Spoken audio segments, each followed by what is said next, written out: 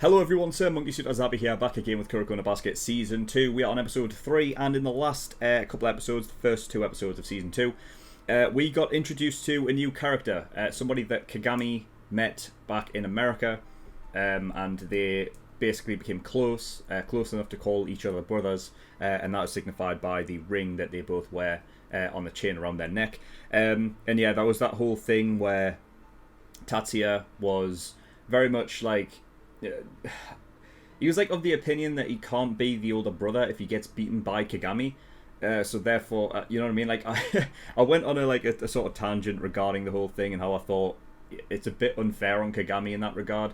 But I did say that, you know, it all depends on the context of why Tatsuya is actually doing that. If it's a case of just trying to make Kagami better overall as a basketball player, and, you know, if we get to the match and Kagami actually wins or loses, anything like that, then, you know, it's going to be dependent on how Tatsuya reacts after that, you know what I mean, and see what happens, because as of right now, it's like the tensions are kind of high, and, you know, things can change over the course of time, so we'll see what happens with that, but yeah, so they had a 5-on-5 street ball match, which got called off pretty much immediately because of the rain. But we did get to see Tatsuya actually in action for a bit, and it turns out that he's actually on par with the Generation of Miracles. You know, like on par.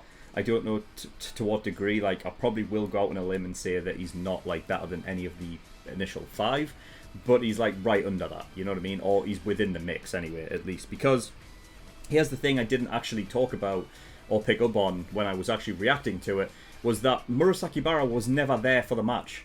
So that means that Tatsuya and whoever else he was with, which he said it was like a makeup team, so he wasn't even with Yosen, like, players. It was just him and 4 other guys took out Seiho.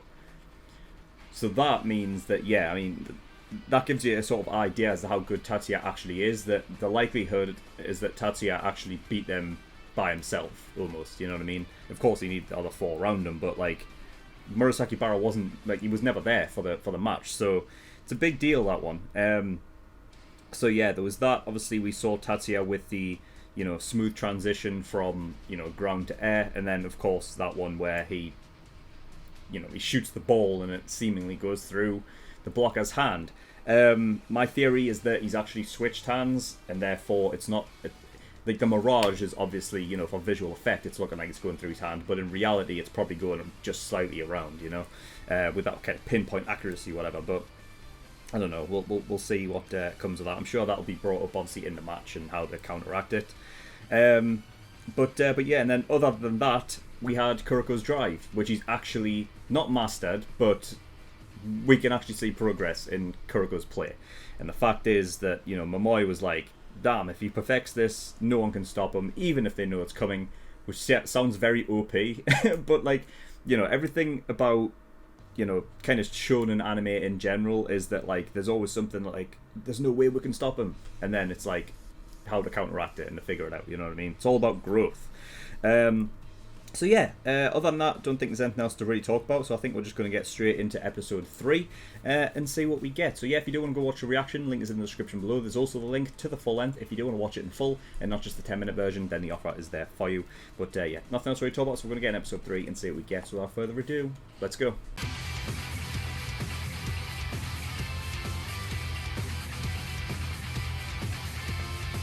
Okay, episode 3. Yeah, that was cool. That was really cool. I like how they're doing this with the whole, like, there being such a, like, almost like this special room that doesn't truly exist, but it's being used as, like, an analogy for, like, a room that only the Generation of Miracles can enter. Only the true prodigies are allowed to enter. You know, like, it being, like, just a massive, huge metal door. Like, this whole thing of, like, there was no way that anybody was, you know, becoming part of that group, and that's what they thought. But then you have, like, this, that it's like the door was already closed on that, and it was never going to open again by just natural means, so Kagami literally has to, like, you know what I mean, like, tear it apart to get through into it. It's great. You know what I mean, it suits Kagami's like, personality as well. But yeah, I love the fact that it seems as though they're bringing that sort of that imagery in for something to play out over the course of either the season or, at some point during this season there's going to be a moment where, like, I can see him taking apart like another generation of miracles, like it being a case of, like, if it's a one-on-one with Kagami and a generation of miracles, that he literally has the answer for everything against that one player, and that'll be like the moment where that he can truly enter that room and become one of the generation of miracles himself. So yeah, that basically does answer what I talked about in the pre-discussion though about Tatsuya. So yeah, he's on that under that sort of under the generation of miracles. They talked about it a little bit actually in this episode. The sort of secondary, like in another era they could have easily been the generation of miracles as well. And Kiyoshi's part of that group. I'd probably say that alright, maybe Tatsuya's in with that group, and whatnot. But yeah, I mean that. This is going to be a cool season. This is going to be really, really cool. Because, I mean, like, Seirin has changed now so much, because you have the likes of Kagami now, who is at a point where he's clearly been working, like, on the strength of his body to be able to pull off those kind of jumps. But he's at the point where, I guess, like, instinctually, his hand has been, like, when he's carrying the ball to dunk the ball or whatever, like, he's always been in that same position, so he knows where to put it. Like, it's almost like his instincts are telling him to place the ball like at a certain point, but because he's jumping higher, he keeps falling over, or he keeps fucking headbutting the hoop or something like that, like. But regardless, like, once he gets it down, he's going to be a beast. You've got Kiyoshi now, who everybody either underestimated or forgot about, which is, yeah, someone I was talking about, like, obviously in the reaction, like, they were, like, saying, oh yeah, that inside's weak. And then I was like, alright, well, what consists of the inside? Because in my head, I was like, well, Kiyoshi's already there, he's not weak. You know what I mean? Like, who would be considered weak? You know what I mean? Like, if you're talking about who's the weakest of the Seirin lot, then I don't know. I can't say anything without being harsh, but, like, the one guy from Toho basically said, like, Jose is inside though. You know what I mean? They've got this really strong looking center, and it's like, well, hold on, Kiyoshi's a center though. He's not weak. And yeah, they just completely, like, either underestimated him or completely just forgot about him altogether. But I mean, the one guy that was on Jose was saying that he's only good, but he's not. So yeah, the introduction of Kiyoshi into the team has completely changed it up. Completely changed the way they play as well, because even like Kagami was getting annoyed by, you know what I mean, like, normally all of the points consist of, well, the very vast majority of the points will end up coming from Kagami. And that's pretty much how it was in the whole season 1. But in with the addition of Kiyoshi into this, him being the center, completely, always under the opponent's net, that he would be getting most of the points. And then also you've got Kuroko with his new technique that hasn't been talked about yet. I mean, Momoi tried to get it to Aomine, but Aomine doesn't care. He has no interest in it. You know what I mean? So when that starts, getting put into play, this is it's the team has grown so much. I mean, they were even talking about with Kiyoshi being, like, you know what I mean, because he's such a strong inside player, and his ability to be so unpredictable that it actually, like, the addition of being able to rebound really, really helps those wanting to actually go and shoot, because it means that, like, the pressure isn't as much on you as shooting anymore, because now it's a case of, like, alright, well, if it does miss, we can trust that Kiyoshi will get to it, so it almost relieves that weight off the, like, the likes of Hyuga's shoulders or anything like that, where it's like he becomes more confident in being able to shoot because all the pressure isn't on him to make the shot anymore.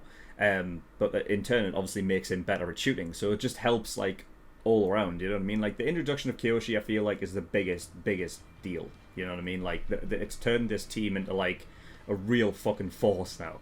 You know. So yeah, that's exciting. You know, like I just can't wait to see like these matches. Like you know, going up against Toho again, I think would be sick. You know, but it's something we're just gonna obviously have to wait.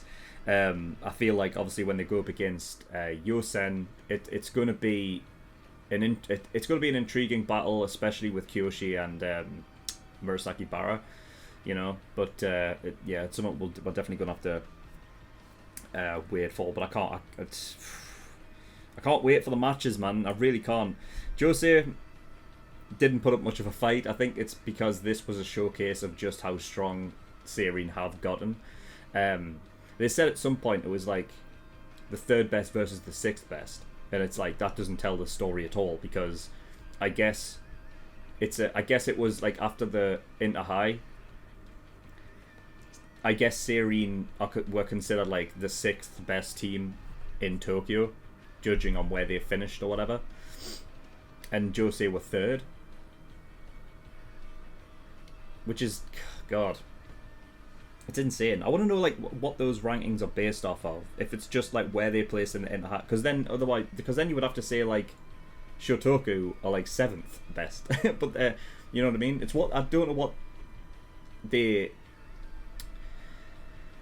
I don't know the statistics of like where if they take it from their whole sort of you know like career, or if they just take it off the last, you know the previous. Tournament and whatnot, you know what I mean? Because there's a lot of different things that obviously go into it of how would you rank a team based upon like if one of the Generation Miracles got injured, you know, and they just didn't play it in that game. Is it fair to really consider them like, oh well, they've dropped lower in the rankings now then, or what? I don't know. I don't know if that's something that the show will get into or not, but yeah, I mean, Jose, yeah, they just even at one point they actually like Kagami called them out as like a couple of them just like stopped playing. It's like they just lost the will to really like give it their all. They said he was happy that at least that Narumi guy actually tried for it, you know. But yeah, I mean, if anything, I like their colors. I like Jose's colors because it's like that sort of. You see, with the tracksuits that they had on before the match, it was like this sort of slightly like off yellow, and then you had the dark grey and the white. In a lot of ways, it was actually similar to Fukurodani's from Haikyuu's. But then in the actual strip, like in the kit when they were on the court, it was more like a tennis ball color. It was like that sort of like very, very, very luminous green. You know what I mean? That was basically on the like very close to yellow, but you know, I like their kit. But yeah, I mean, not that it matters. I mean, we absolutely destroyed them. So yeah, I think overall this first match was a showcase of everyone basically saying like, oh yeah, I've got Jose. You know what I mean? On paper, Jose shouldn't have too much trouble here, and then it was like the opposite. Like they got destroyed. So. Yeah, it's a showcase of just how much stronger Seirin actually have gotten with the addition of Kiyoshi in there.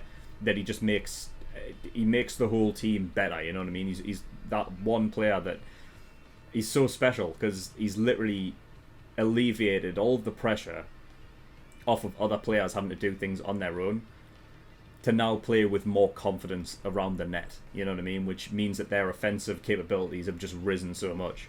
I mean, the fact that he has those big hands and therefore he's unpredictable in what he can do. You know what I mean? Because he can hold on to that ball because he can just wrap his fingers around it and decide to pass it or shoot and pass it off to anybody. It's great. You know what I mean? And he already has that partnership that he's made with Hyuga on the court where they're just in sync like all the time. You know what I mean? And over the course of time, that will continue to be, and like you'll have that sort of chemistry like, on the court with not just them two, but like with every other team member, you know what I mean? And they'll be working like a proper machine. So yeah, it's exciting times for Seirin. they talked about how the way that obviously the Winter Cup works. We had a little bit where they talked about it at the end of last season, where the way that it works is that only the top two of the Inter-High prelims could actually go. Anyone that didn't make the last two, make the final, that they just couldn't go. So we had those, so obviously Shotoku's in there as well, so they have to go through the prelim stage. But they were talking about, obviously in this episode, about how there's different actual stages of like the bracket where they are automatically sort of advanced further into the Winter Cup tournament just because of where they're placed in the Inter-High. So the likes of To, Rakuzan, I don't know if Yosen's in that group, but like they would be in like that special bracket where I feel like they're just further along, like they've automatically advanced further along. And then you have the regular bracket, which is where the likes of Kaijo is at. So I feel like, I don't know, it depends on whether the special bracket includes the semi-finals as well.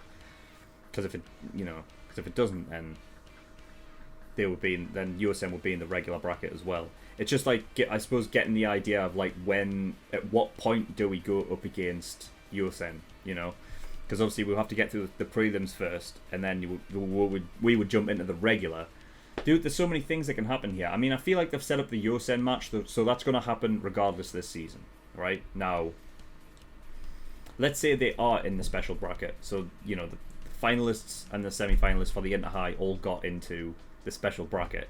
Then the likelihood is Yosen will be the last match of the season, which means that going forward, there's the possibility for a lot of games. We could have Shotoku.